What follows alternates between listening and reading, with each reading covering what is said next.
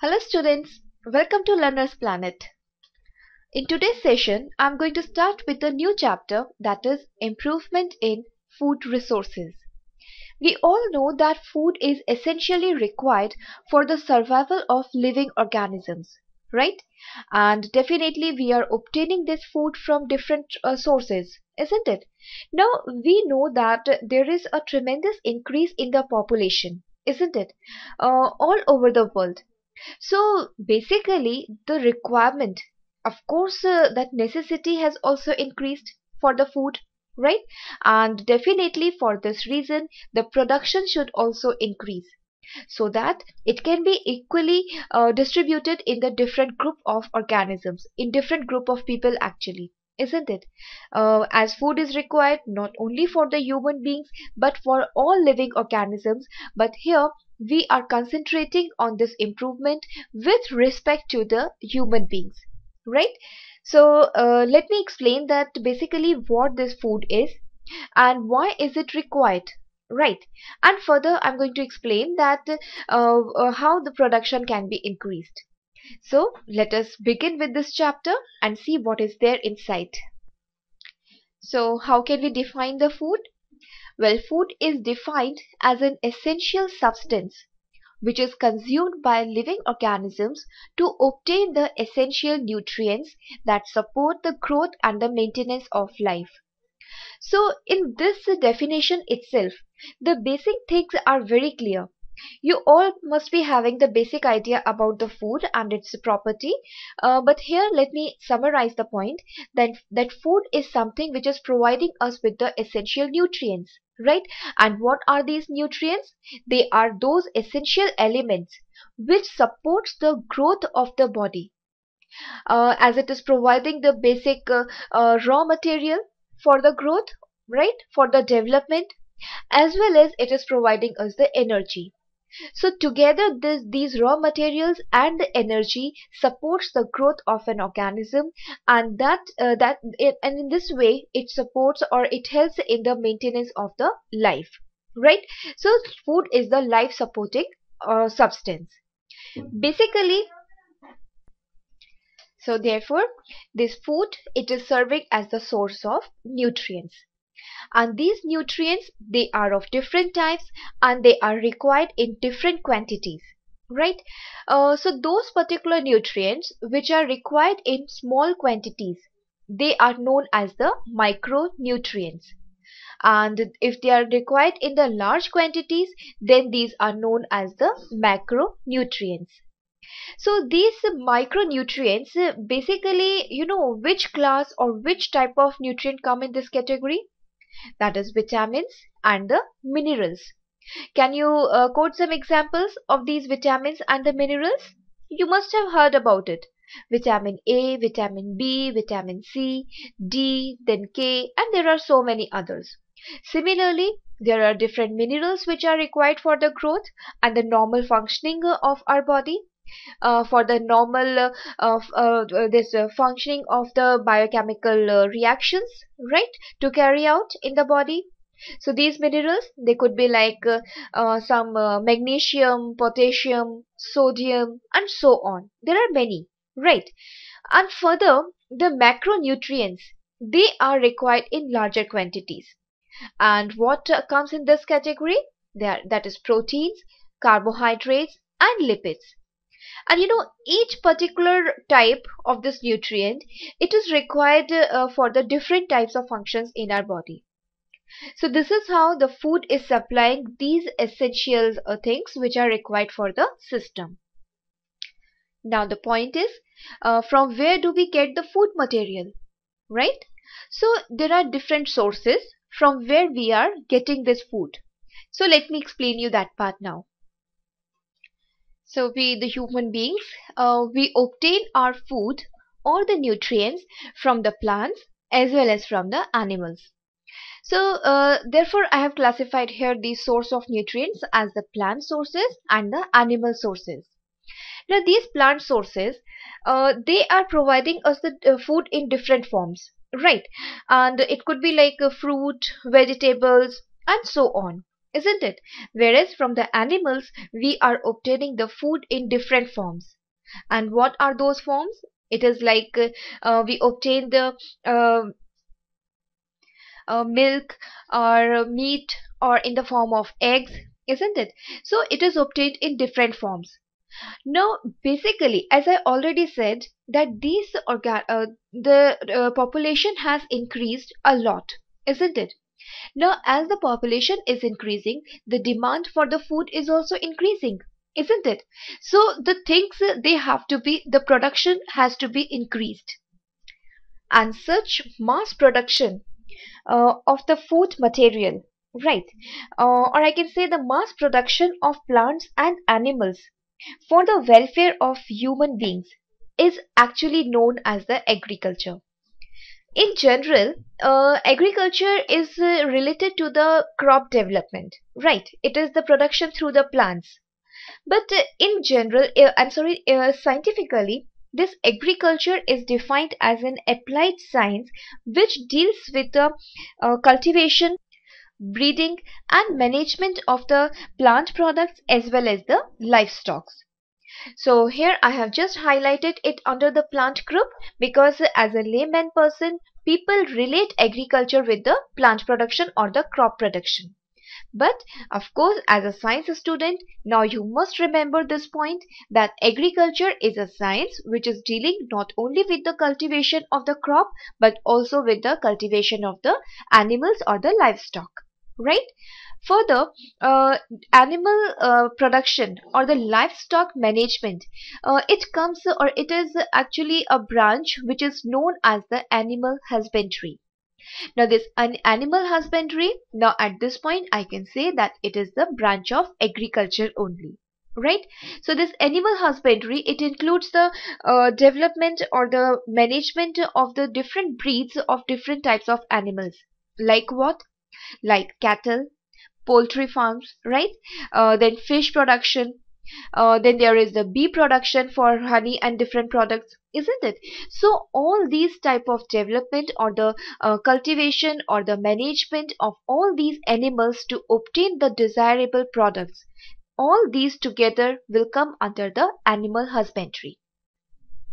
Well, these practices, they can be followed in a traditional way, as well as there are many modern technologies which, if they are selected or if they are followed in these techniques, definitely the production of the food material can be increased.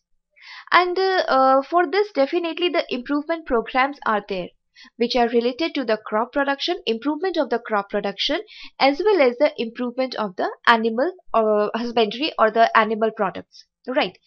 So how it is done, and what are those modern methods, and what are the traditional ways, all this we are going to discuss further. So before I actually explain the basic of these agriculture and the animal husbandry, I must show you some of these revolutions. These revolution, they are the result of the technologies which are adopted for the various for the increase in the production of food material in different fields or from the different sources. So initially the very first here is the green revolution, and this green revolution is actually related to the increased production of food grains. Well, this green revolution, it was introduced in our country by Sir Swaminathan. In this case, he actually introduced the new technologies which were applied in the agricultural fields, so as to improve the production from the same land, production of the crop definitely. Site-wise, it was related to improve the quality of the of the food material and the protection. Right. So the things were managed in a very smart way that can actually help in the increase in the production of the food grains. The another one is the white revolution, and this white revolution is related to the improvement of the production of the milk. So this white revolution, it was introduced by Sir Kurian, right? And you must have heard his name. He expired in a recent time only, isn't it? But his efforts actually fulfilled the basic needs of the general people. not only in terms of the production of the milk, but also it provided employment to so many people. And this is how his efforts actually help in the such type of improvement program, and it was so established that it set a revolution in our country. Then some other revolutions are like Blue Revolution, which is related to the increased production of fish, and this fish is actually a very important source of food in the various parts of our country. Fine. Then the Yellow Revolution, and this Yellow Revolution is related to the production of improvement in the production of oil seeds, and as a result there was the increased oil production in the country. Another one is the Golden Revolution, which is related to the production of the pulses. Similarly, there is a Silver Revolution also. And basically, I should say one thing, that the combined effects of our scientists and the general people actually help in improving not only the production of food material, but also to improve the economy of the country, right? And the employment for different people. So this is how these revolutions are fulfilling the different needs of different people and of course the country, right? So now I will discuss about specifically about the agriculture and the animal husbandry, right? So let's start with the agriculture now. So students, for agriculture, first of all I'm going to explain about the crop production. What is agriculture? Of course, it is, as I've already defined it, it is related to the management and the cultivation of food products from the plants as well as from the animals, right? So basically, it is a management of the crop and the livestock. Now here, as I'm discussing about the crop production, so what is this crop? I hope you all know it, right? How is it defined here? So basically, crop is related to the plants. Right, plants which are cultivated at a large scale. So I should define crop as the plants. These are the plants of same type which are cultivated at the same piece of land at large scale, of course through the agricultural practices. Right, and definitely there are the implementation of the new technologies also. Fine. Now these crops, they are providing the different types of nutrients. See, the large population in our country is actually dependent upon these plants, isn't it? They are usually this vegetarian, and they are dependent upon the plant products for their nutrition, right? So these crops, they provide us with the different types of crops as is shown here in this table. So very first type of crop which is obtained here from the fields is the cereals, right? This cereals, it is a major, I mean the major nutrient in this type of crop is the carbohydrate.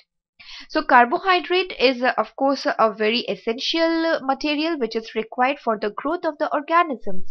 It provides the energy, isn't it?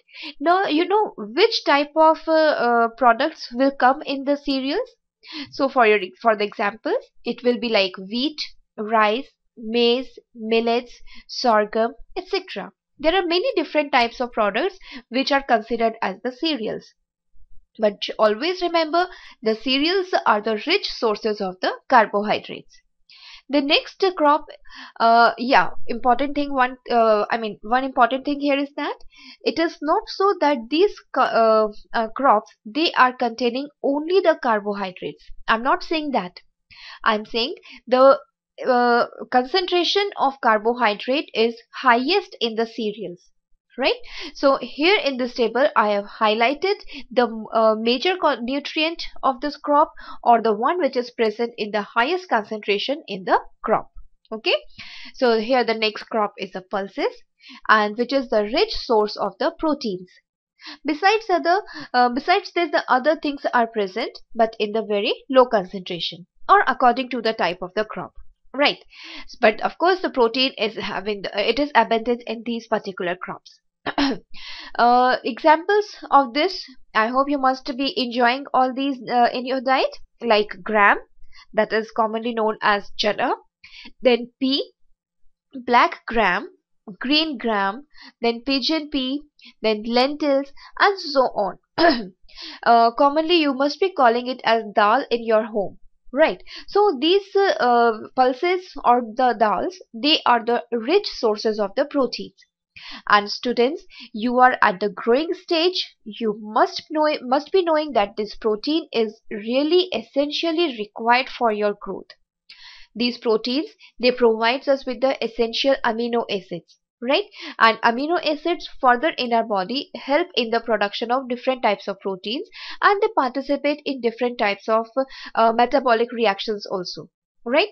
So these amino acids or the proteins which are produced, you must be knowing that this protein is the essential part of each cell, right?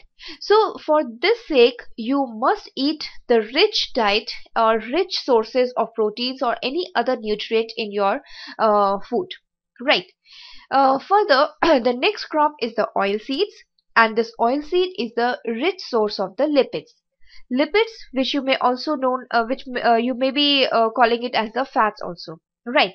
So of course, lipids and proteins together participate in the membrane biogenesis. That means they are the most basic and most important um, constituent of the structure of the cell and of course our body. Besides this, protein is not only having this limited role, even the lipids, they are not having this limited structural role, rather they are functioning in different ways. They are functioning as the enzymes, proteins, right? Proteins are functioning as the enzymes, then they are serving as the growth regulators, they are the hormones, and they are having different types of functions. The sources or the examples of the oil seeds are what? Soybean, groundnut, sesame, castor oil, then mustard, linseeds, then sunflower, and so on. There are many different types of oil seeds, right? And of course, the oil that you are using at your home, they must have been extracted from either of these particular material.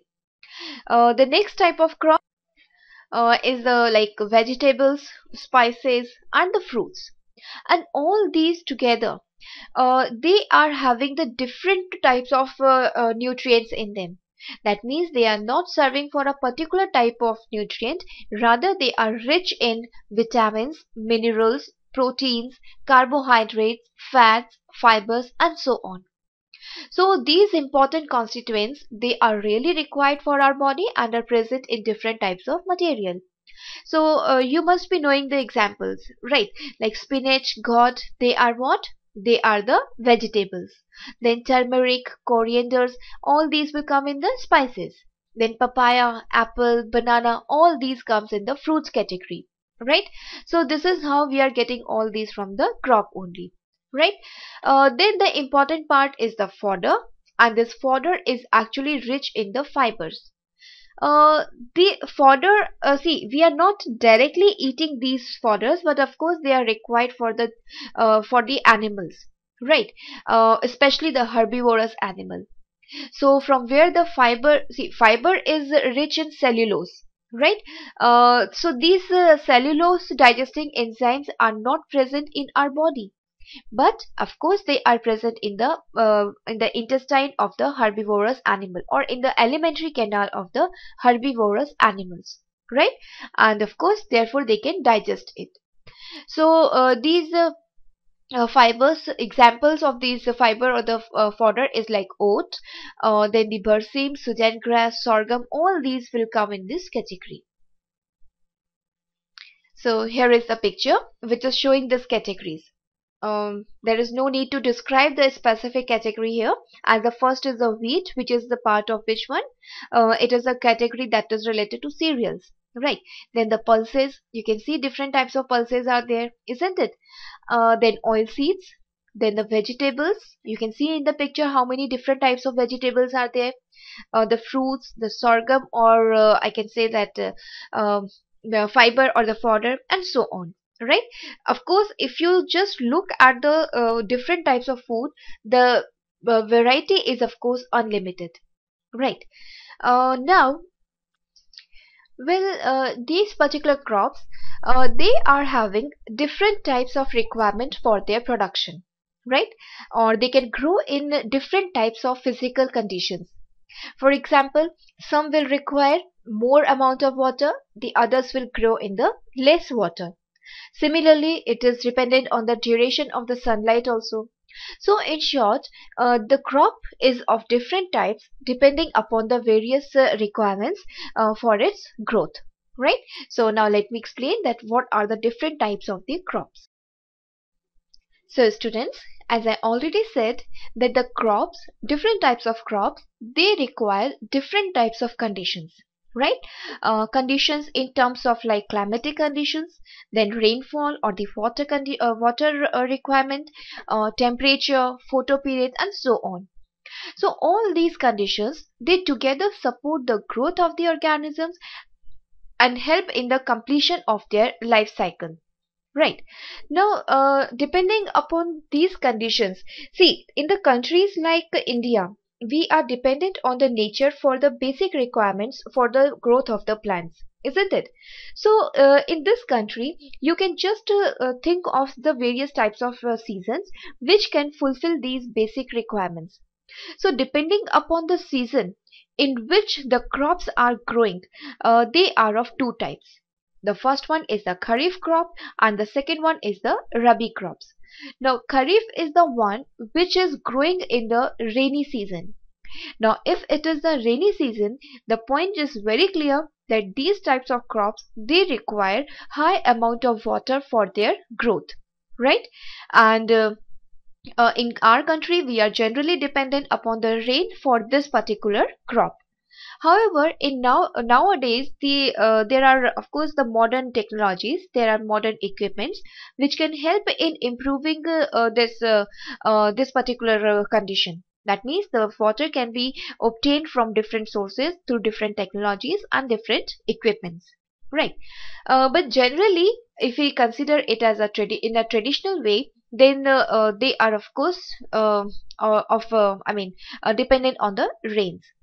Now, if it is growing in the rainy season, then in India, which period of the year is considered as the rainy season? It is usually from June to September, isn't it? So for such type of crops, June is the season, or June is the period when the seeds are sown, whereas September is the harvesting period. Right. Now regarding the Rabi crops, they are those which are grown in the winter season. Of course, if it is winter season, then two things should be clear.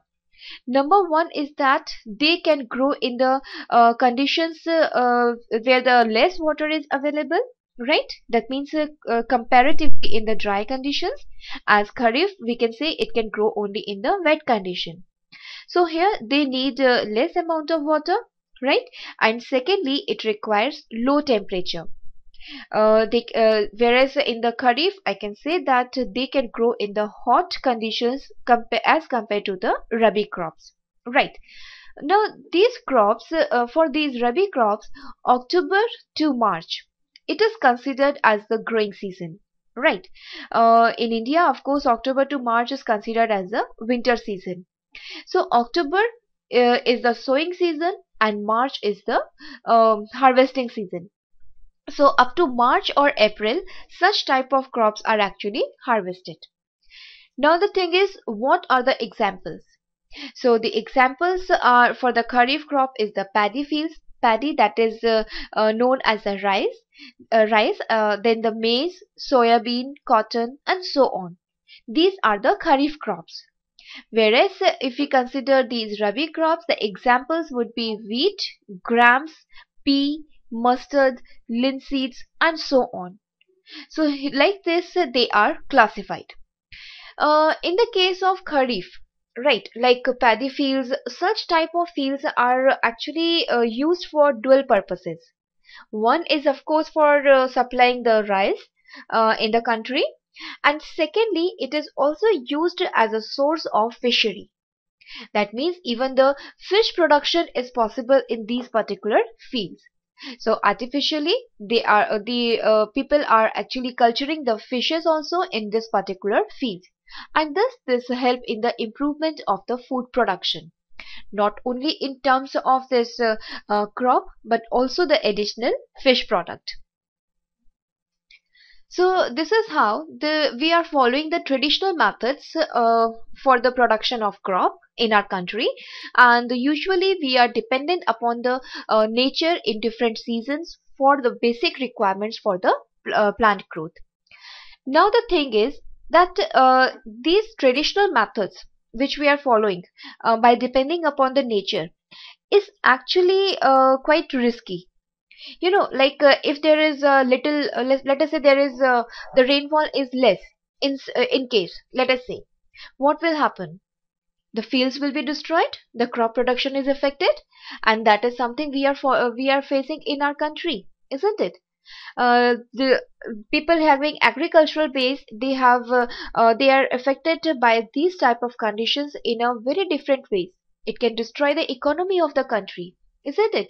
So in this case there is the requirement for the improvement of the production. Now this improvement in the production is actually serving the two purposes.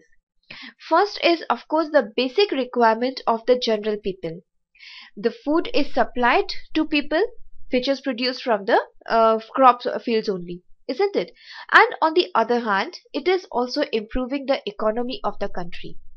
So from these aspects there is of course the need so as to improve the crop production, and how this improvement is done, that we are going to discuss in the next session.